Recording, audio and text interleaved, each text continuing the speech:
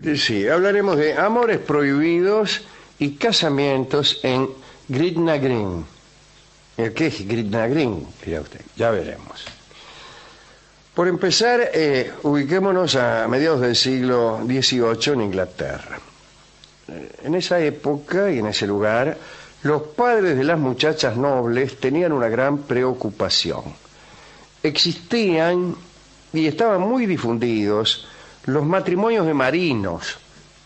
Sucedía que muchas herederas se enamoraban de marineros y se casaban con ellos apenas unos días después de conocerlos y sin la autorización paterna.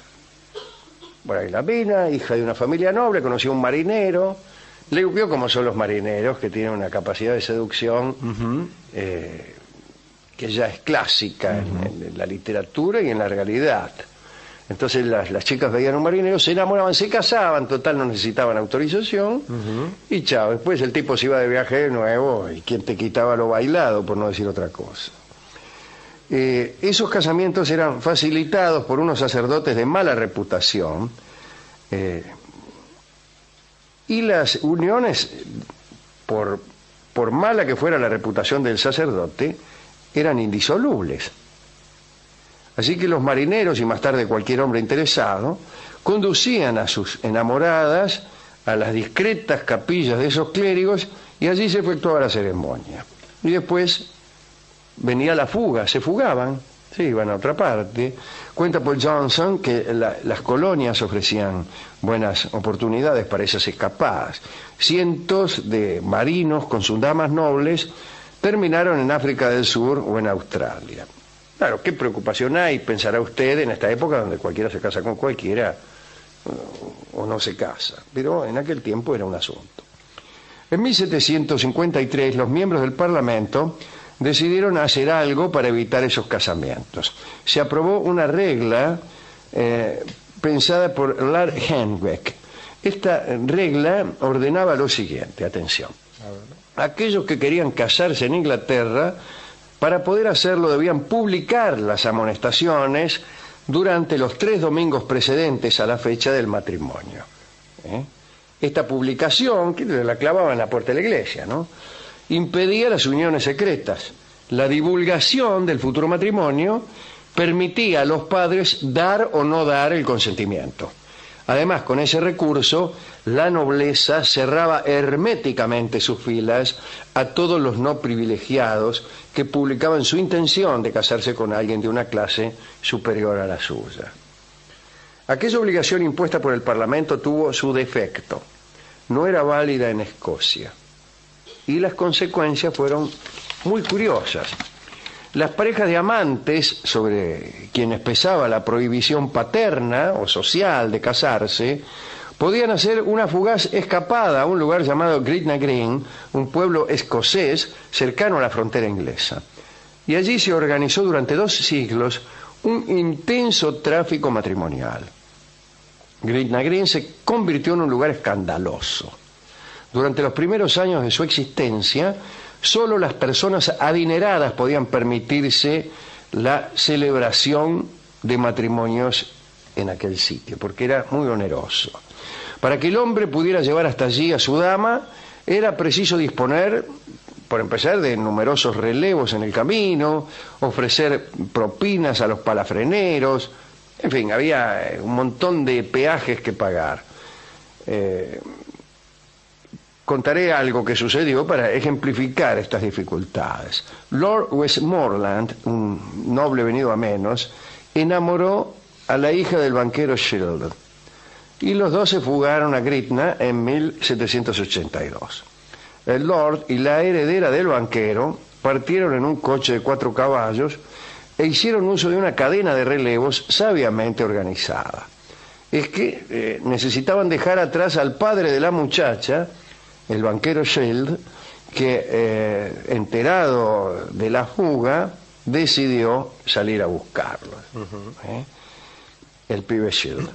En una localidad llamada Shap, Lord Westmoreland tomó la precaución de ordenar que ningún caballo saliera del distrito durante la jornada siguiente a su partida y repartió guita a todos los dueños de caballos del pueblo. Dijo, mire, les voy a dar este dinero, pero si viene alguno, pensando que venía el viejo, ¿no? El viejo Shield.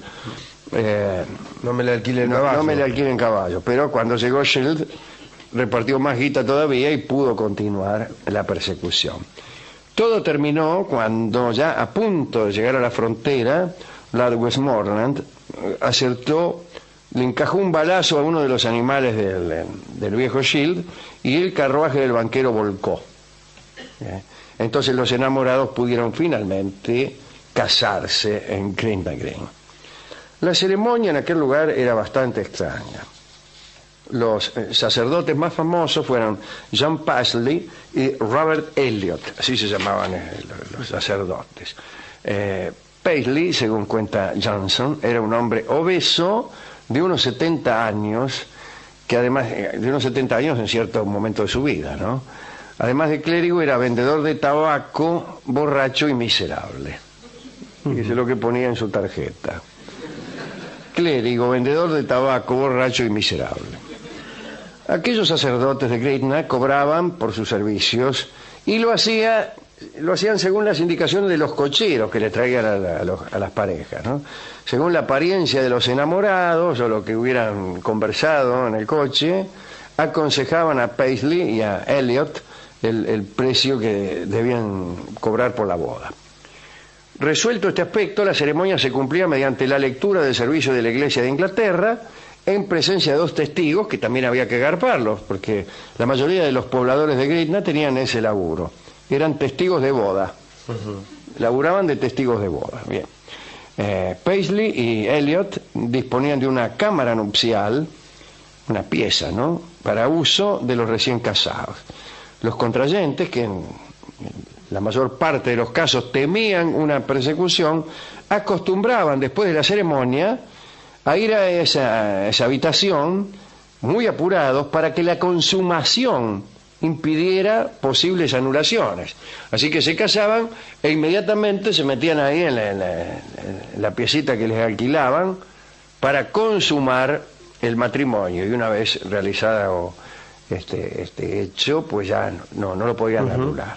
Aquellos encuentros casi siempre estaban lejos de toda pasión, ¿no? Y eran más bien un trámite nervioso, rápido y por tal motivo la mayoría de las veces dificultoso. Metele que viene tu viejo, ¿no? Amame antes que llegue papá, bueno, cosas así. Sí, dígalo como quiera, pero igual es molesto. Claro. Cuenta Turner que en más de una ocasión padres rabiosos irrumpían por sorpresa en la cámara nupcial que alquilaban Paisley y Elliot. Según el propio Elliot, más de uno mató al seductor de su hija en el momento del comercio carnal. Llegaba el padre indignado, pegaba una patada a la cámara nupcial, ahí estaba el seductor. Sí, ya es tarde. Buenas, ¡pah! Un tiro. Los recién casados podían regresar a sus pueblos sin temor ninguno, porque aunque los padres destilaran odio, las uniones eran válidas y debían ser respetadas. Hubo, eso sí, Rolón, algún indignado que sugirió disponer una guardia que en el camino se dedicara a interceptar a los enamorados. ¿No es cierto? Bueno, un regimiento ahí de una dependencia policial destinada únicamente a interceptar enamorados. No está mal. Al iniciarse el siglo XIX, se decía en Gretna Green que allí prosperaba la bigamia, la bastardía y los matrimonios ruines. Sir James Graham, en la Cámara de los Comunes, decían que muchos hombres llegaban hasta allí solo para conseguir unirse sexualmente con las mujeres que deseaban. Pero mira, se van a hacer tanto lío para casarse, que gente que necesita casarse, yo conocí de eso. ¿Ah, sí? Gente que si no es casándose no... ¿No hay caso? No, después se separan y se casan con otras y así, o con otros. Pero bueno, está bien. No sé, necesitan del entorno matrimonial, digamos, para... ¿Ah, sí? ¿Usted conoce algunos de esos? Usted que es psicólogo. He tenido algún paciente de esas características. Claro, que si no se casaba, no. Sí. O al revés, que se han negado a casarse porque hubo consumación previa. aún con ¿Cómo mucho se han dolor. negado a casarse? Sí, Explíquemelo. tipo, bueno, yo no me puedo casar. Esta es la parte del programa donde Rolón cuenta cosas de sus pacientes. No, digo. ¿Cómo se llamaba el tipo? No, sí. ¿Cómo fue? ¿Cómo fue? Bueno, estoy muy enamorado, pero no me puedo casar porque, bueno, es una chica que ha tenido relaciones muy pronto conmigo y eso afecta su idea de la maternidad futura y estas cosas. Sucede, ¿eh? No me lo quiere creer, se lo juro. No se lo quiero creer. Si el mundo se me pareciera. Yo tendría menos laburo. Bien, como en muchas ocasiones las chicas ponían como obstáculo el matrimonio, aquí está esto, antes del encuentro amoroso, en aquellos tiempos, decía, ay, yo, si no te casas conmigo, no me dejo tocar De nuevo. el hombro, por no Sí. decir otra cosa, por nada. Los muchachos entonces aceptaban casarse, bueno, se casemos. Y bueno. Y una vez que su concupiscencia quedaba satisfecha, abandonaban a su esposa.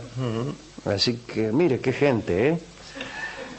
Graham llegó a esa conclusión tras advertir en un registro que algunos hombres se habían casado en Gretna 20 o 30 veces.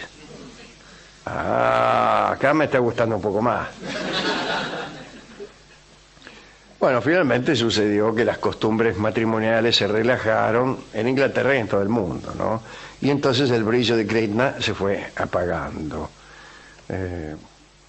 No por eso dejaron de existir enamorados impacientes o buscadores de dotes que fueron hasta allí para eludir a padres que se oponían, pero bueno, el hecho es que recién en 1939 se abolieron por completo los matrimonios que se celebraban allí en Gretna, en Gretna Green.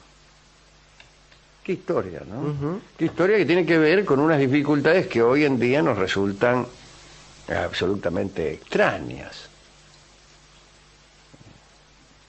¿Qué cosa esto? ¿Qué cosa? ¿Qué se quedó pensando? No, me quedé pensando en que no en que las cosas cambian, imagínese, ¿no? Esto no hace falta que yo lo piense para que ya está instalado. Pero yo creo que cambian más de lo que sospechamos. ¿Y qué hay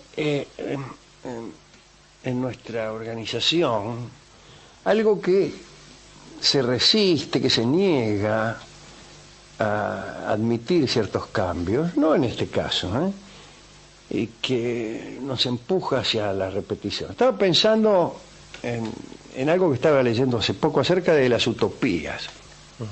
Bueno, muy bien, una utopía desde luego no necesariamente debe ser posible, por el contrario, más bien, más que algo posible de alcanzar, tiene que ser algo que señale una conducta, que señale un camino, una tendencia. Eso en su aspecto positivo, en su aspecto negativo, podríamos encontrar mucho, pero no viene al caso. El asunto es que muchas veces algo que parecía utópico, en 1753, por ejemplo, cuando comienza esta historia, ya no lo es, ya no lo es. Por ahí las utopías de Etienne Javé, de esos tipos que pensaban por ahí que el asfalto y la higiene eran una cosa utópica. La historia les pasó por encima. La historia les pasó por encima. Pero en algún caso,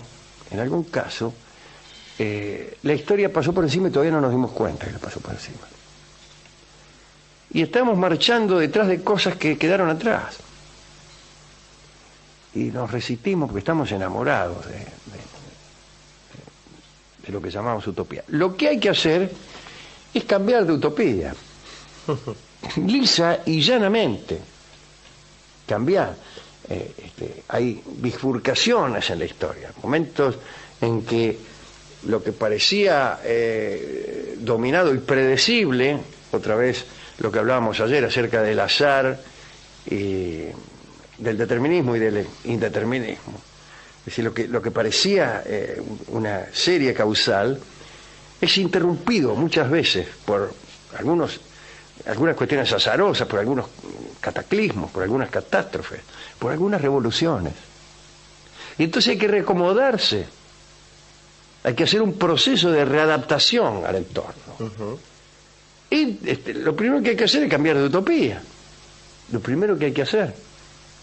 Imagínense, deseamos una sociedad donde, no sé, digo cualquier cosa, donde los hombres no trabajen sino 8 horas por día. Ya está esa sociedad. ¿Para qué vamos a seguir con eso? Desde luego, las utopías suelen ser más complejas. Pero algunas de las que eran utopías de los primeros tiempos de la Edad Moderna, han sido dejadas atrás hace mucho.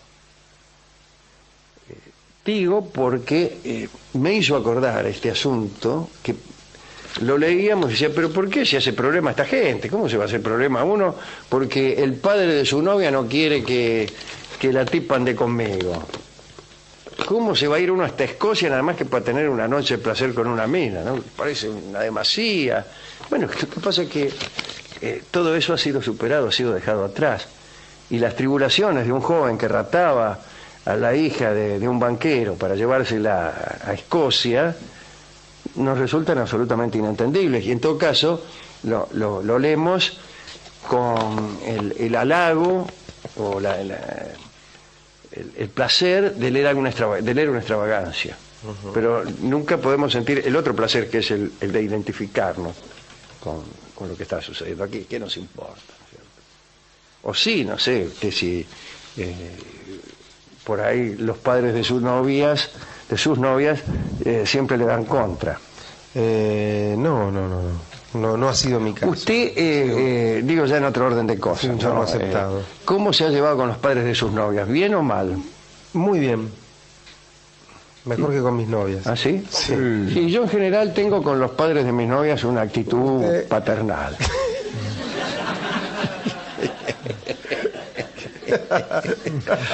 Le digo siempre, mira pibe. Mira pibe. Está muy bien. Cuando llegues a tener mi experiencia me vas a entender. Vas a tener una mina como tu hija.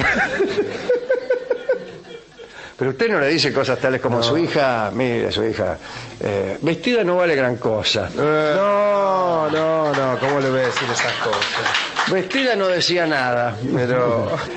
Bueno, ¿a quién quiere dedicar esto, Rolón? Estas historias de Gretna Green, de gente que se quiere casar y no puede. Bueno, ya que hemos hablado de Escocia, tengo 3 dedicándose, Alejandro. Ahí está. El amigo William Wallace, ya que de Escocia hemos hablado, sí. Me parece que es importante, es un noble pueblo el escocés. Sí, de esta última parte de galanes que enamoraban a mujeres, se casaban con ellas y por ahí se escapaban o se iban para vivir otros romances mientras la mujer quedaba, a ese hermoso personaje que es Madame Butterfly, sí, que es tan conmovedor en esa situación. Y por último, ya que cierta cuestión patética tienen las personas que sostienen utopías ya pasadas, digo, y lo vemos en el presente muchas veces, quedo como, me viene el recuerdo de aquel personaje japonés de aquella película americana, Alejandro, que pensaba que la guerra no había terminado. Sí, y seguía viviendo. Es un personaje ya clásico, mucho tiempo el japonés después, ¿no? Que cree que la guerra no terminó. Cada tanto en una época ya se han muerto esos japoneses, ¿no? Pero en una época, ya por los 80, empezaron a aparecer a favor del desmonte, del avance de lo urbano, que casi la característica central del progreso actual es el avance de lo urbano.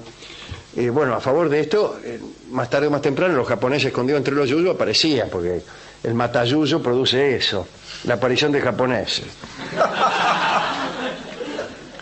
Y entonces el japonés que creía que la guerra no había terminado fue un personaje clásico. Al punto que aquí, en este programa, donde siempre se entienden un poco mal las cosas, en algún tiempo postulábamos que todos los japoneses, que ningún japonés sabía que la guerra había terminado. Sí. Todos los japoneses que eran personajes de nuestras historias estaban en guerra. Seguían sin saber que la guerra había terminado. En un tiempo había muchos japoneses que creían que la guerra no había terminado y sin embargo no llamaban mucho la atención porque la guerra no había terminado. El japonés que cree que la guerra aún no terminó empezó a llamar la atención recién después de 1945.